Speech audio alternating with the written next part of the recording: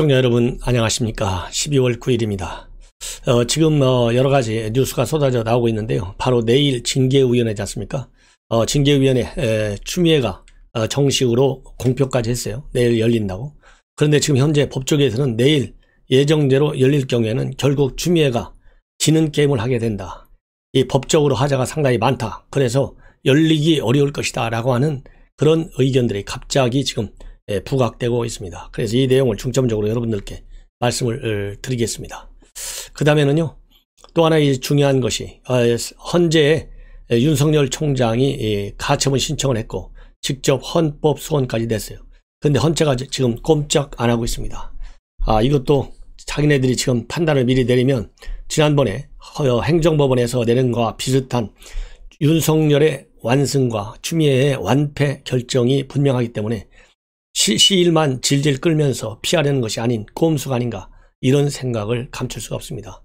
이런 내용을 중점적으로 여러분들께 말씀을 드리겠는데요. 맨 먼저 국가 이 청렴도 종합적으로 권익위에서 측정하는데요. 이것만 보더라도 추미애가 윤석열한테 밀린다. 청렴도 평가를 해보니까요, 검찰의 경우에는 1등급이 올라가지고 2등급을 받았고, 추미애는 작년하고 똑같이 법무부는 3등급을 받았어요. 경찰청은 4등급입니다. 그래서 조국에 이어서 추미애가 이끄는 법무부 여전히 3등급밖에 못한다.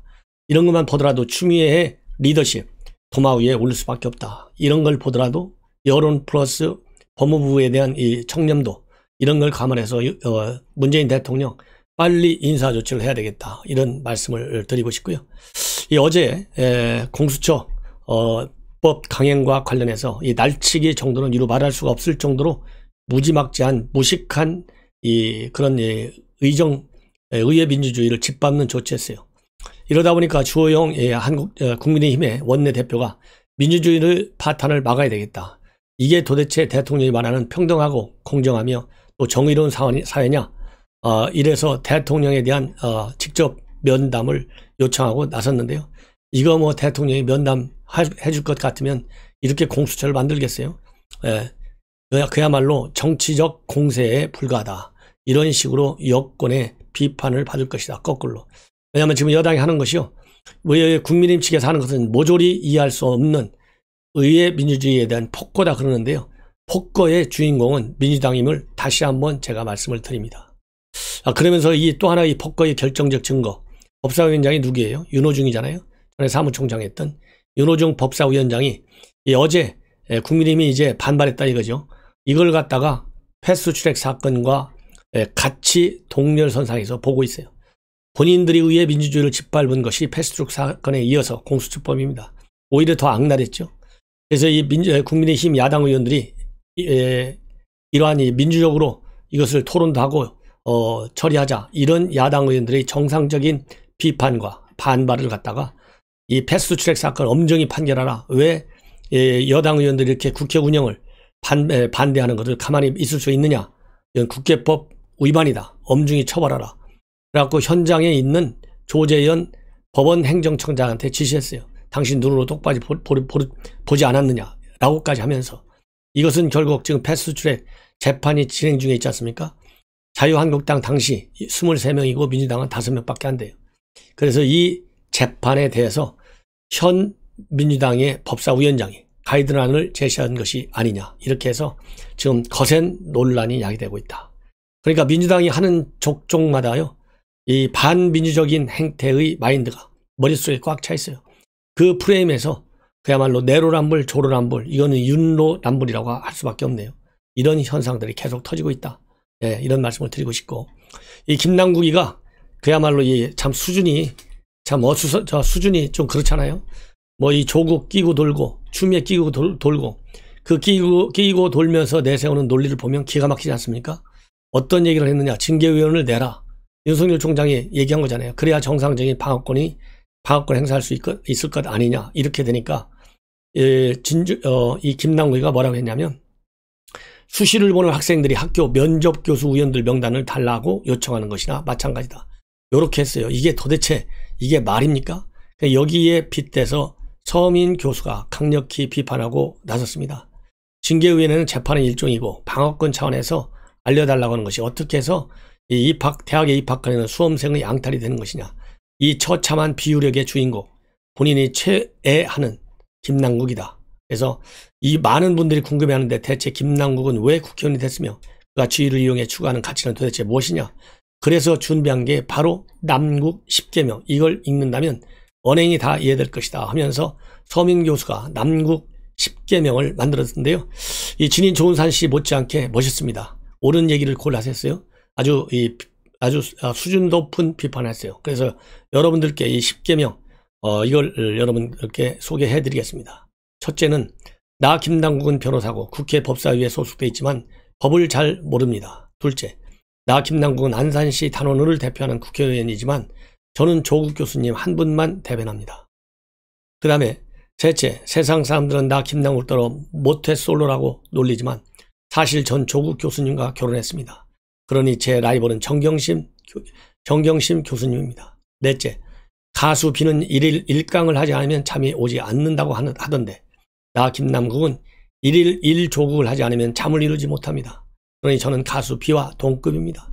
다섯째, 세상 사람들은 무엇이 옳고 그른가를 가지고 싸우지만 제게 옳고 그름 따위는 중요하지 않습니다. 제게 중요한 것은 딱 하나, 누가 우리 편인가입니다. 여섯째, 나 김남국은 페이스북에 글을 쓰고 또 방송에 나가 말을 하지만 사실 무슨 말인지 모르고 하는 겁니다. 일곱째, 세상 사람들은 나 김남국이 하는 말이 오히려 상대편을 이롭게 할 때가 많다고 합니다. 나도 그게 분해 죽겠습니다. 여덟째, 세상 사람들은 나 김남국을 가리켜 모질이라고 하지만 사실입니다. 아홉째, 세상 사람들은 나 김남국을 놀려대기 바쁩니다. 하지만 상관없습니다. 그게 조롱인 줄 알아채지 못하니까요. 열 번째, 세상 사람들은 10계명 하면 10개가 있어야 한다고 말합니다. 하지만 나 9개만 쓰고 10계명이라 우기렵니다. 난 김남국이니까요. 참 음미해 볼 만한 이 10계명, 남국 10계명이다. 그래서 여러분들께 꼭 이것을 이해하셔야만이 앞으로 계속해서 김남국이가 추미애를 감싸고 문재인 대통령을 감싸는 데 앞장설 애완견이기 때문에 제가 그 비판의 논리와 김남국의 뇌 구조를 여러분들께서 이해하셔야 된다는 생각하에 이런 말씀을 드렸어요. 그리고 이제 징계위에 내일 열리게 원칙적으로 돼 있는데 굉장히 어렵다. 열릴 경우에는 많은 법적 하자가 많기 때문에 윤석열 총장이 그러지 않아도 지금 헌법 소원과 가처분 신청을 헌재에 냈는데 지난번에 행정법원에 가처분 신청 내듯이 이 징계위원회가 강행될 경우에는 윤 총장의 후속 법정 소송 제기도 가능할 것이다. 이런 전망들이 지금 집중적으로 법조계와 언론에서 지금 나타나고 있다. 왜 그러느냐? 법적 하자. 이 검사 징계법이 있는데요. 거기에 5조, 8조, 9조를 아주 모조리 위반했다는 겁니다. 그래서 이 5조를 보면 기일 변경 통지, 그 다음에 이 징계 자료의 열람 등사가 여부, 이런 징계 운영 전반은 징계위원장이 하도록 돼 있어요. 그런데 지금 현재 징계위원장이 누군지 아십니까, 여러분들? 모르잖아요, 아무도. 통고가 안 돼 있어요. 이 공표가 안 돼 있어요. 그렇기 때문에 징계위원장이 해야 되는데, 왜냐하면 검찰총장에 대한 징계는 법무장관이 위원장이 될 수가 없어요. 그래서 이 법무장관이 못하니까 차관이 돼야 되는데, 차관을 시키려고 보니까 대통령이 또 차관을 시키지 말고 민간위원장을 시켜라 그렇게 돼 있어요. 그럼 민간위원 3명인데 그 중에 1명을 시켜야 되는데 아직 오리무중이에요. 그래서 아직까지 징계위원장이 결정이 되지 않았기 때문에 이런 기일 변경 통지, 그 다음에 열람 등사 허가 여부, 이런 것들이 전부 다 추미애 이름으로 즉 승인을 하나도 안 해줬다. 이렇게 돼 있어요. 그러니까 이것도 검사징계법 5조 위반이다. 그리고 이 구조를 보면 위원장은 징계를 청구받으면 징계심의 기일을 정하고 징계 혐의자의 출석을 명할 수 있다. 이렇게 돼 있는데요. 징계심의 기일을 누가 정했어요? 추미애가 직접 정했어요. 2일에서 4일, 4일에서 10일 두 번이나. 그 다음에 출석 명령을 누가 했어요? 바로 추미애가 했습니다. 이런 걸 보면 전부 다 추미애가 독단적으로 하고 있기 때문에 징계위원장이 정해지지 않은 상태에서 전부 다 무효 하자가 있다 이거예요, 법적으로. 그 다음에 8조를 보면 이 부본 송달을 하게 됐는데 이 부본 송달도 제대로 지금 법에 맞춰서 이루어진 것이 아니다. 이 부본도 말이죠. 추미애 이름으로 전부 다 전달이 됐다고 합니다. 예, 이것도 징계위원장이 하게 돼 있어요. 이런 것도 전부 다 위법이다. 그래서 이런 위법이 널려 있는데 어떻게 이거를 갖다가 내일 열 수 있겠느냐. 지금 이런 비판과 전망이 지금 나오고 있다. 이런 말씀을 드려요.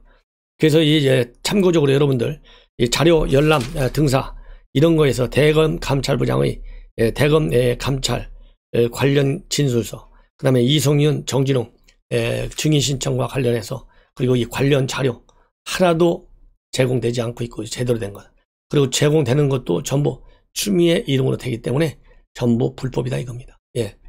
그리고 이 헌재에서도요, 헌법재판부, 이게 저도 뭐 이런 거 다 잘 모르는데요, 하도 이 작년 가을부터 조국, 그 다음에 윤미향 등등 많은 이 법적 이 소송과 관련된 사건들을 다루면서 저도 공부를 좀 하다 보니까 이제 아주 어색하지는 않지만 생소한 건 여전히 마찬가지입니다. 이 지정재판부가 있고 그 다음에 전원재판부가 있다고 합니다. 그래서 윤석열 총장 본안을 심의하기 위해서는 먼저 지정재판부에서 윤 총장 사건을 각하시키거나 아니면 전원재판부에 회부해야 되는데요. 지정재판부가 오늘이 9일인데도 일체 심의조차 착수하지 않았어요. 그러면 지정재판부 이 헌재 재판관이 누구냐면 바로 문형배 재판관이라고 합니다. 근데 문형배 재판관은 누구냐? 65년생으로 되어 있고요. 사시 연수원 18기, 그리고 사법시험은 28회로 되어 있어요. 86년도, 그리고 연수원은 89년도. 그래서 65년생이고 주로 부산 지역에서 법원 이 판사 생활을 쭉 해왔어요. 그러다가 19년도 4월에 현재의 헌재의 재판관으로 부임을 했다. 그리고 그 전에는 부산 고법 부장판사까지 했다. 이렇게 여러분들께 이해하시면 되고요. 저 중요한 것은 2008년도에 우리법 연구회 회장을 했으니까 알만하시죠? 진보의 진보입니다. 이런 헌재 재판관이 윤석열 사건을 다루면 어떻게 되겠어요? 추미애 편에 쓸 가능성이 굉장히 농후하다. 이렇게 판단하는 것이 지극히 정상적이지 않겠습니까? 예, 그런데 정상적으로 이렇게 판단하면 추미애가 똑같이 징계 의결해야 되는데 징계 의결할 실체적 진실이 없는 거예요. 전부 믿을 수 없는 김봉현 얘기만 거의 다 듣고 징계권을 지금 발동하고 있는 겁니다. 그러다 보니까 양심이 있어서 그런지 아니면은 3명의 판사가 같이 판결해야 하기 때문에 그런지 헌재 움직임이 전혀 이루어지지 않고 있다. 그러다 보니까요, 그동안 이 헌재 운영 과정을 보면 이런 거 서너 달씩 걸린다고 합니다. 이 서너 달씩 걸리기 때문에 금년 안에는 판결이 헌재에서 내려오기도 굉장히 어렵다. 예, 내려오기도 어렵고, 그러면 이것이 장기화된다. 그 사이에 징계라고 하는, 징계위원회라고 하는 열차는 계속 달린다. 예, 이렇게 지금 추미애는 시나리오를 짜놓고 있으니 민심에도 반하고 법률에도 반하는 징계위를 강행하면 결국 어떻게 되느냐? 역풍밖에는 나오지 않는다. 그래서 추미애가 자리를 떠나는 날이 그만큼 더 가까이 온다. 이렇게 여러분들께서 이해하시면 될 것 같습니다. 그리고 이제는요, 이 원전과 관련해서 말씀을 드리겠습니다. 예, 원전, 그야말로 이제 백운규, 최이봉, 이 핵심 인사들, 이제 검찰에 소환이 멀지 않았다. 이런 지금 보도들이 나오고 있어요. 그런데 중요한 것은 이런 것과 관련해서 이 중앙일보에서 단독으로 백운규 전 장관의 전화 통화에서 현재의 입장을 물어봤는데요. 대부분이 민감한 문제에 관해서는 현재 수사 중인데 어떻게 내가 얘기할 수 있겠느냐. 그리고 휘하 있는 간부들 둘이 구속됐잖아요. 요거와 관련해서 또 물어보니까 내가 밑에 데리고 있었던 사람들인데 어떻게 말할 수 있느냐. 그래서 청와대 지시를 직접 받았느냐 안 받았느냐 이렇게 물으니까는 그거는 감사보고서에 나와 있지 않느냐. 청와대 지시로 관련 보고를 장관에게 하라고 했다고 다 나와 있다. 예. 그리고 민감한 또 청와대가 월성 1호 조기 폐사와 관련해서 언지를 준 것이 있냐. 그러니까 그런 거는 또 어떻게 말할 수 있느냐. 이렇게 얘기를 하고 있어요. 자, 그리고 경제성 평가와 관련해서 이 조작됐다는 의혹, 여기에서는 상식적인 수준에서 판단해 달라. 그리고 마찬가지로 수사 중인 사안이기 때문에 말할 수 없다. 예. 자, 이렇게 얘기한다고 하는 것은 결국 뭡니까? 본인이 재판에 임하기 전에, 그리고 더군다나 검찰에 직접 소환 조사를 받기 전에 본인의 이 생각과 의중이 언론에 보도될 경우는 본인의 수사에 불리하다. 여전히 국민은 안중이 없고 본인의 운명만 고려해서 이렇게 언론에 대해서 우리 국민들이 알 권리를 충족시켜주지 않고 있는 백운규, 정말 이해할 수 없다. 이런 말씀을 드립니다. 이번 주 내로 빠르면 검찰에 소환될 가능성이 상당히 큰데요. 그래서 이번 주에 백운규와 최이봉을 소환하고 바로 이어서 그 윗선인 청와대를 향할 가능성이 크다. 이렇게 알려지고 있고요.